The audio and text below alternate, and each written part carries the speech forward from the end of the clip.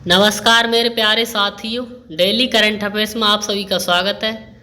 Daily current affairs में आपको 15 question current affairs की मिलेगी। डेली करंट अफेयर्स की ये क्लास आपको हमारे यूट्यूब चैनल @GS की पाठशाला पर उपलब्ध होगी।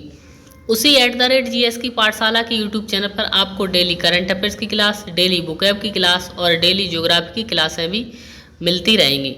और भी कोई भी ट्रेंडिंग टॉपिक है जो परीक्षा उपयोगी उससे संबंधित भी क्लासें आपको इसी यूट्यूब चैनल पर मिलती रहेंगी। तो ये है 16 सितंबर 2023 की करंट अफेयर्स। कुछ प्रॉब्लम की वजह से ये क्लास थोड़ी लेट हो गई, ठीक है। चलिए आज की इस क्लास की शुरुआत करते हैं। पहला क्वेश्चन है, लुब्रिकेंट ब्रांड मोवी का नया ब्रांड एम्बेसडर किसे बनाया गया? तो लुब्रिकेंट जो ब्रांड है, मोवी ऑयल की कंपनी है, इसका ब्रांड एम्बेसडर किसे बनाया गया? अभिनेता ऋतिक रोशन को इसका ब्रांड एम्बेसडर बनाया गया है, ठीक है, अभिनेता ऋतिक रोशन को। इसका उद्देश्य क्या है लुब्रिकेंट ब्रांड मोवी का? मोबिल को मानव प्रगति में आगे बढ़ने, विश्वास और ग्राहक संतुष्टि के क्षेत्र में ब्रांड की अद्वितीयता को पुनर्जीवित करना है, इसका ये उद्देश्य है, ठीक है। अगला क्वेश्चन है, भारत को अपना पहला एयरबस विमान मिला है, इसका नाम क्या है?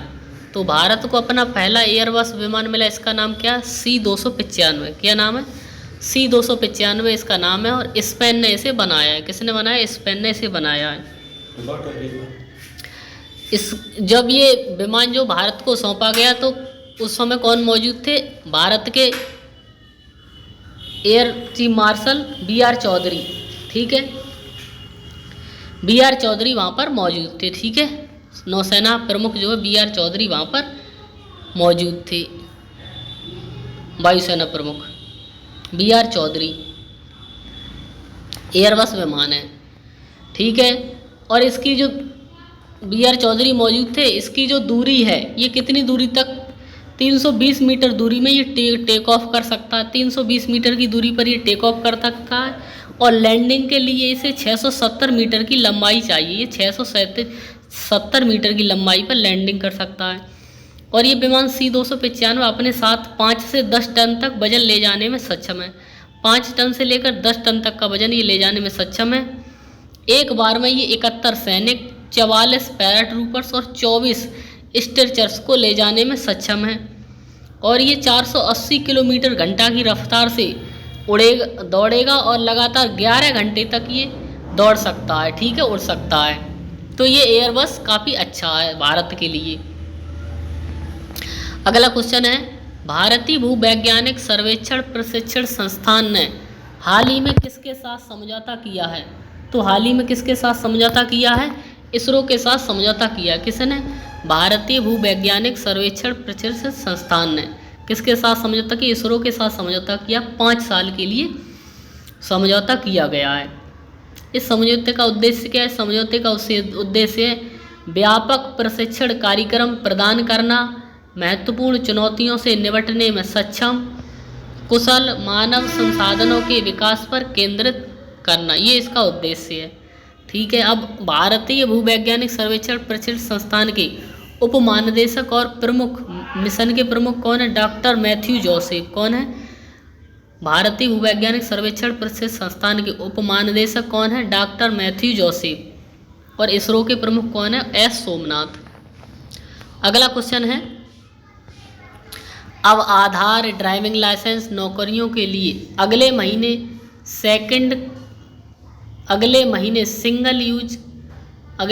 से सिंगल यूज कौन सा प्रमाण पत्र, सिंगल यूज डॉक्यूमेंट होगा? ये सेकंड मिस्टेक से उसमें टाइप हो गया है। अब आधार ड्राइविंग लाइसेंस नौकरियों के लिए अगले महीने से कौन सा प्रमाण पत्र सिंगल डॉक्यूमेंट यूज होगा? तो कौन सा होगा? जन्म प्रमाण पत्र सिंगल यूज डॉक्यूमेंट होगा। आधार में किसी कुछ कराना है आपको, करेक्शन या फिर ड्राइविंग लाइसेंस बनवाना या नौकरियों के लिए, तो अब जन्म प्रमाण पत्र मांगा जाएगा। और 1 अक्टूबर 2023 से ये कानून लागू कर दिया जाएगा। इसको लोकसभा में 1 अगस्त को पारित किया गया और राज्यसभा में 7 अगस्त को ये पारित हो गया है। तो अब जन्म प्रमाण पत्र बहुत ही आवश्यक है सभी के लिए बनवाना। अगला क्वेश्चन है, हाल ही में विश्व लिम्फोमा जागरूकता दिवस 2023 कब मनाया गया? तो विश्व लिम्फोमा जागरूकता दिवस 2023 कब मनाया गया? 15 सितंबर को मनाया गया। कब मनाया गया? 15 सितंबर को मनाया गया।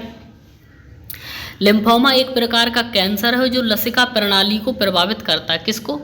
लिम्फोमा एक प्रकार का कैंसर है जो लसिका प्रणाली को प्रभावित करता है और लिम्फोमा प्रणाली को ही सुरक्षा टीम कहते हैं। लिम्फोमा प्रणाली को सुरक्षा टीम भी कहते हैं।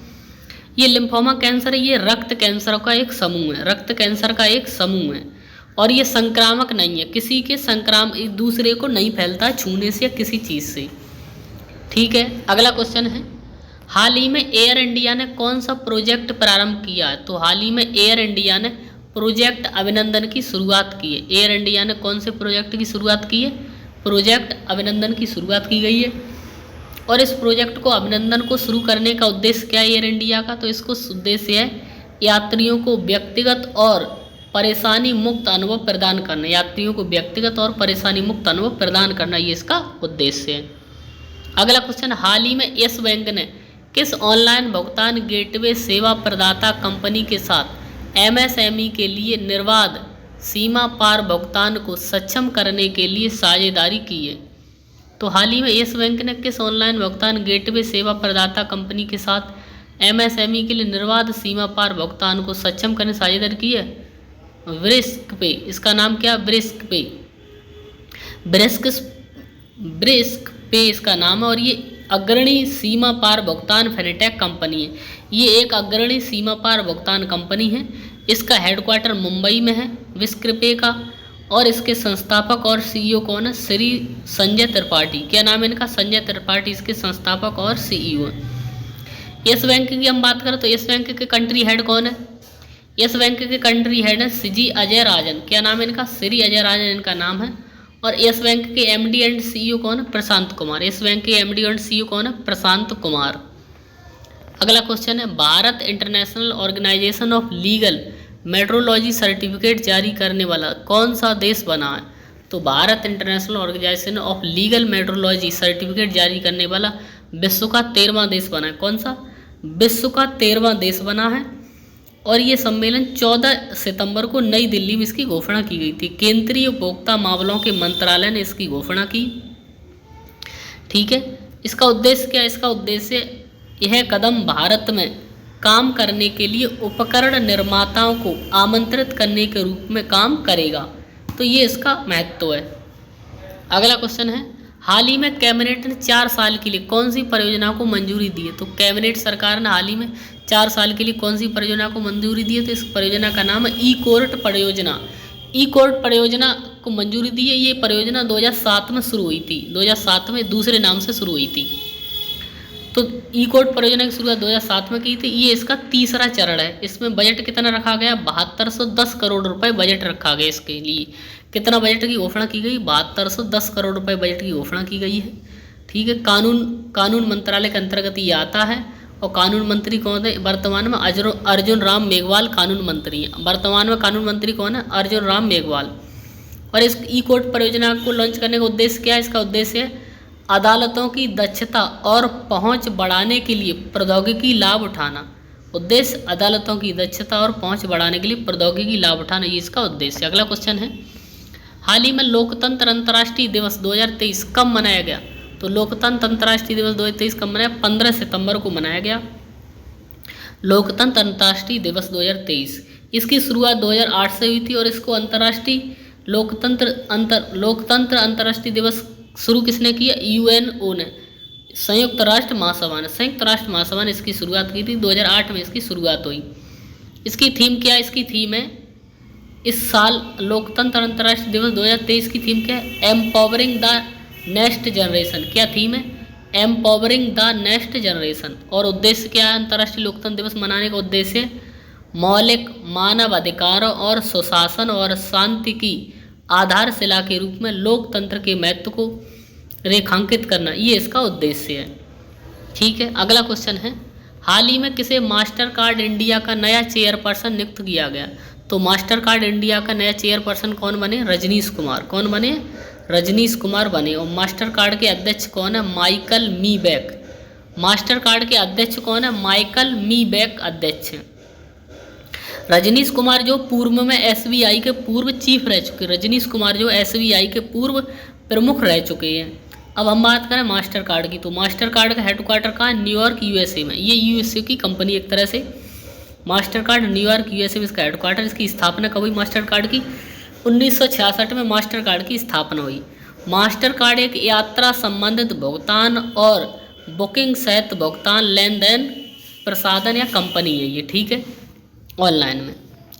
अगला क्वेश्चन है, हाल ही में कर्नाटक सरकार 4 लाख रुपए का बीमा कवर किसे देने की घोषणा की है? तो कर्नाटक सरकार ने 4 लाख रुपए का बीमा कवर किसे देने की घोषणा की है? गिग वर्कर्स को। किसको? गिग वर्कर्स या गिग श्रमिकों को देने की घोषणा की है, गिग श्रमिकों को।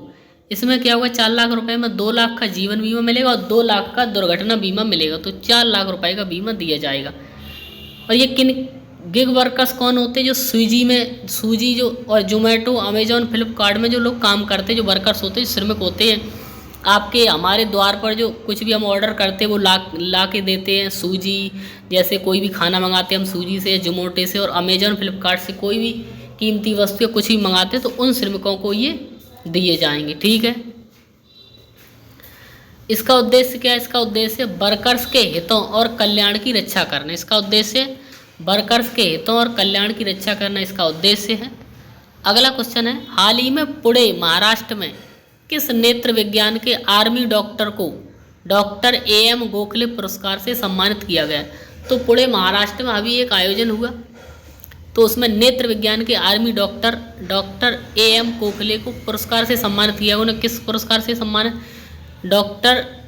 आर्मी डॉक्टर का नाम है ब्रिगेडियर संजय कुमार मिश्रा। ब्रिगेडियर संजय कुमार मिश्रा को डॉक्टर AM गोखले पुरस्कार दिया गया। कहाँ पर? पुणे महाराष्ट्र में दिया गया। और ये भारतीय सेना के रिसर्च एंड रेफरल अस्पताल के प्रसिद्ध डॉक्टर हैं। जो ये हैं संजय कुमार मिश्रा जो हैं, ये भारतीय सेना के रिसर्च एंड रेफरल अस्पताल के प्रसिद्ध डॉक्टर हैं। और ये रहने वाले हैं उत्तर प्रदेश मऊ के। मऊ उत्तर प्रदेश के ये रहने वाले हैं, ठीक है। अगला क्वेश्चन है, हाल ही में नाजमा अख्तर को शिक्षा के क्षेत्र में कौन से सम्मान से सम्मानित किया गया? तो नाजमा अख्तर को शिक्षा के क्षेत्र में किस सम्मान से सम्मानित किया गया? तो life time achievement award academia से उन्हें सम्मानित किया गया। Life time achievement award academia से उन्हें सम्मानित किया गया। नाजमा अख्तर जामिया मिलिया इस्लामिया की वाइस चांसलर है। जामिया मिलिया इस्लामिया जो विश्वविद्यालय है उसकी चांसलर है नाजमा अख्तर, और इन्हें सम्मान दिया गया। एक कार्यक्रम हुआ था उसके तहत इन्हें ये सम्मान उस कार्यक्रम में दिया गया।